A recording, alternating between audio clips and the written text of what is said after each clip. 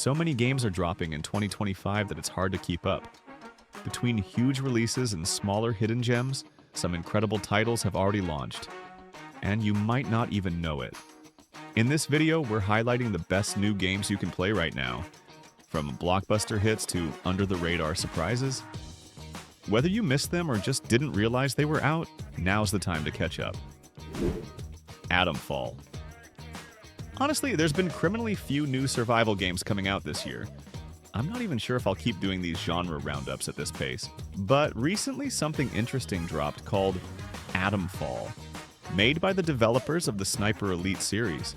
You're looking at this British Fallout vibe, but with a touch of mysticism and Cold War tension.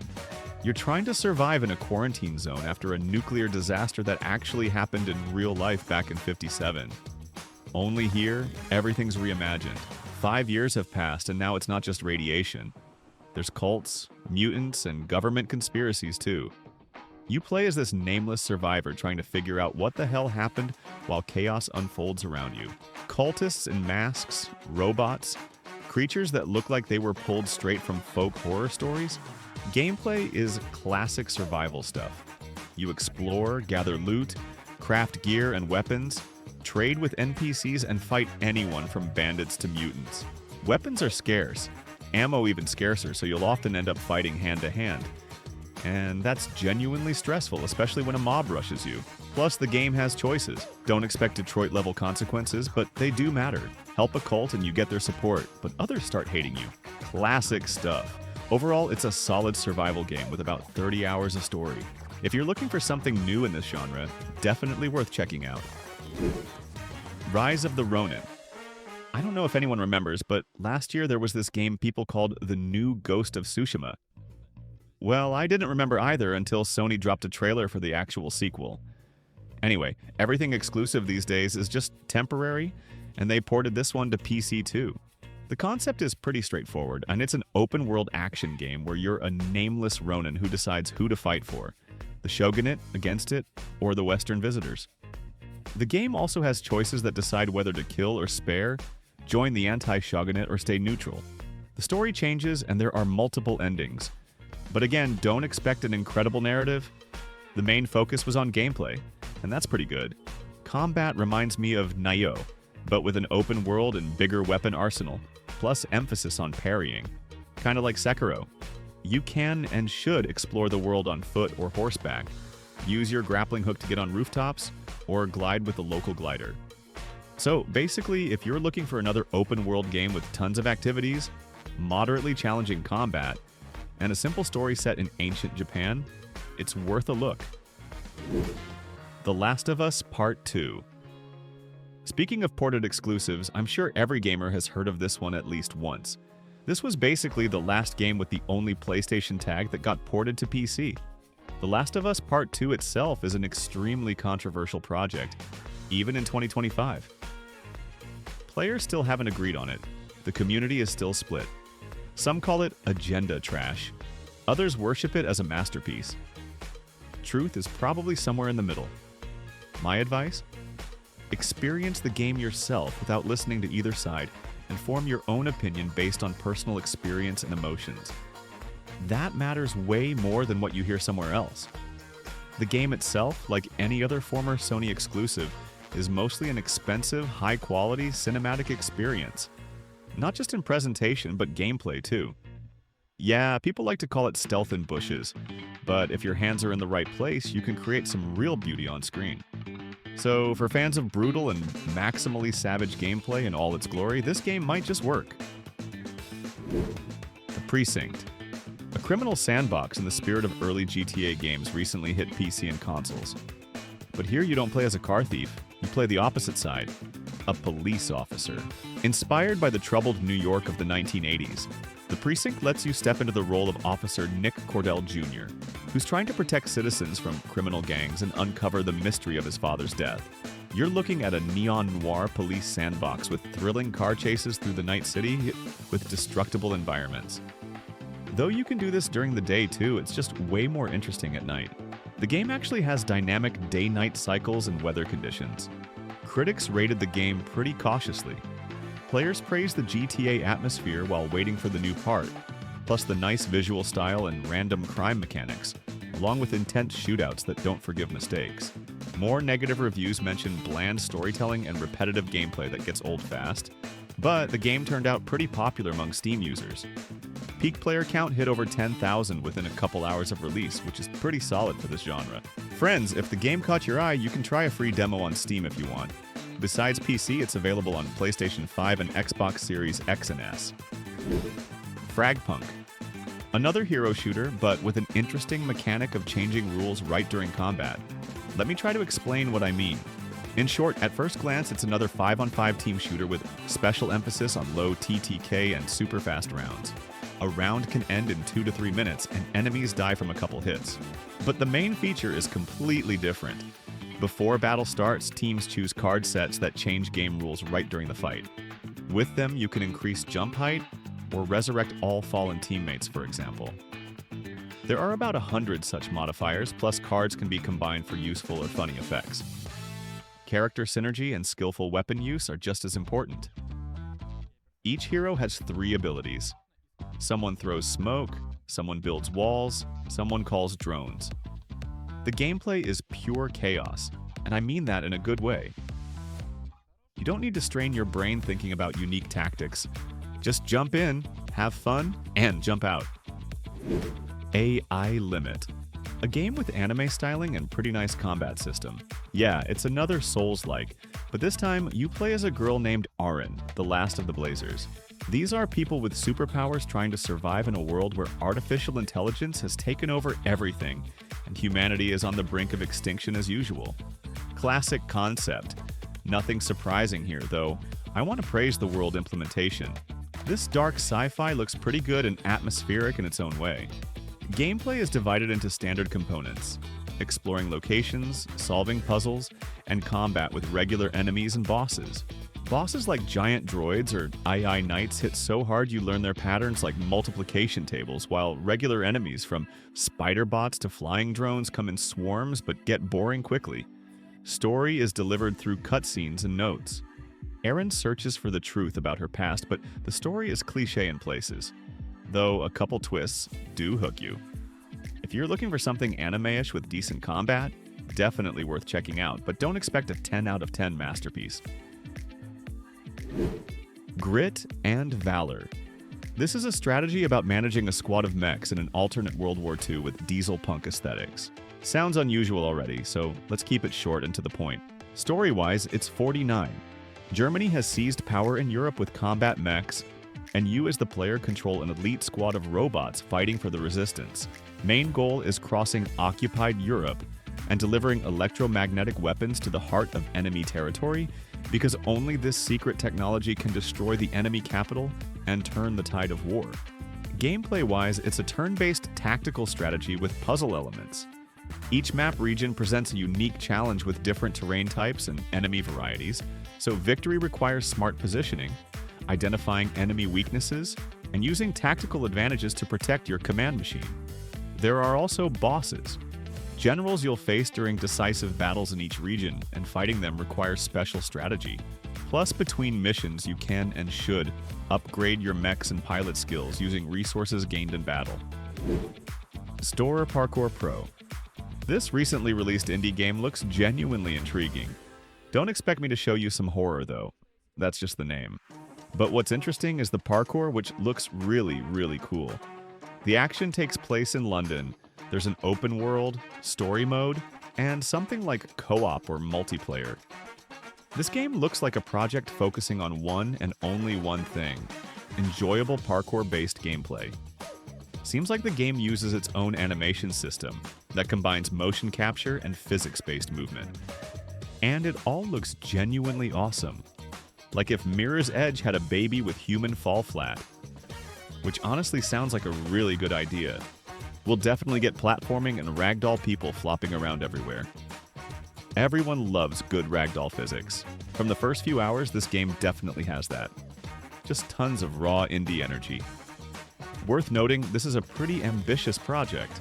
The trailers don't have that AAA polish, but who cares? At least it's fun, and definitely has tons of interesting ideas. I like that it feels more athletic, with a more complex movement system than usually used in similar games, but also feels fun and arcade-like.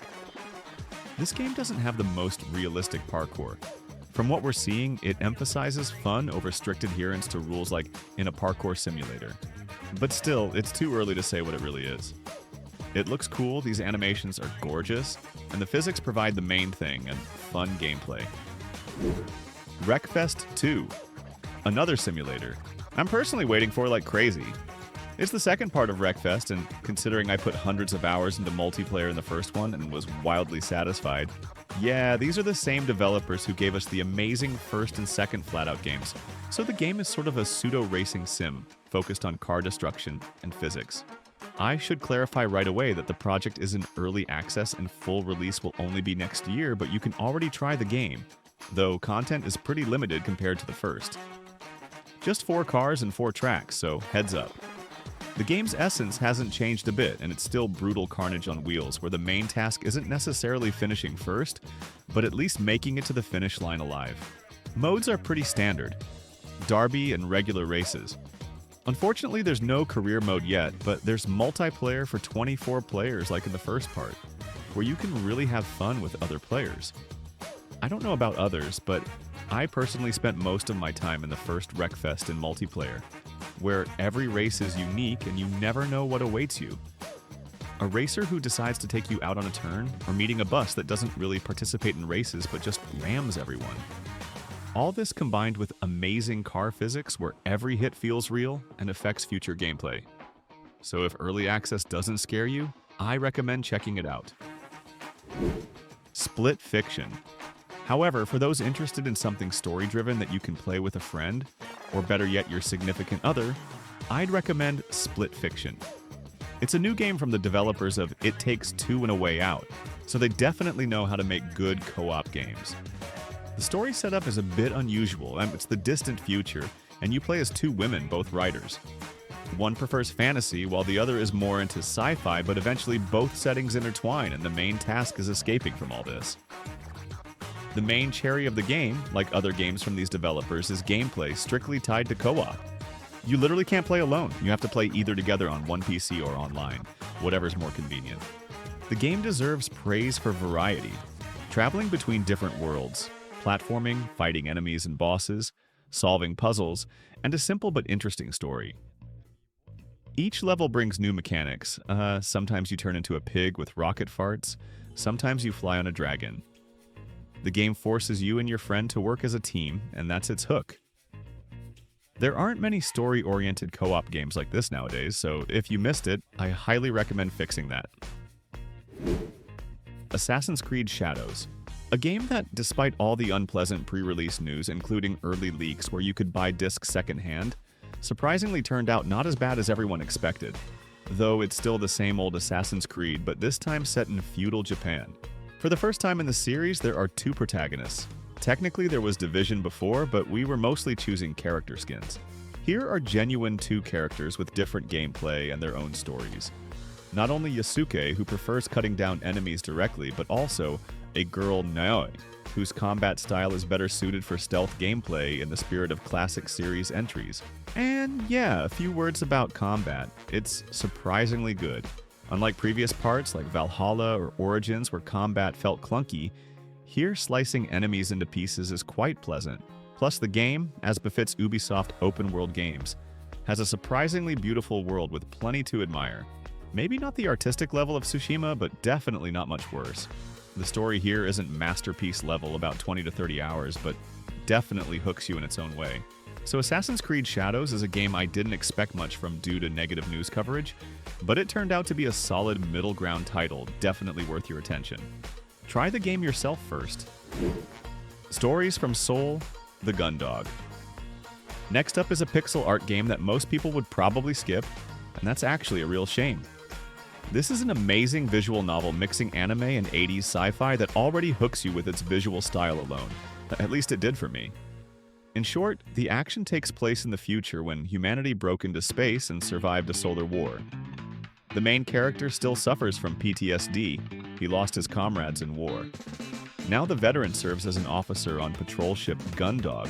Interesting name indeed. sent to investigate mysterious signals coming from Jupiter's area. Naturally, following genre classics, crew members soon encounter something horrible and dangerous, and a simple mission quickly escalates into a battle for survival. The situation worsens as paranoia develops among the team, and someone even threatens bloody revenge. So besides external threats, characters can't cope with their own demons and traumatic past. That's the whole plot.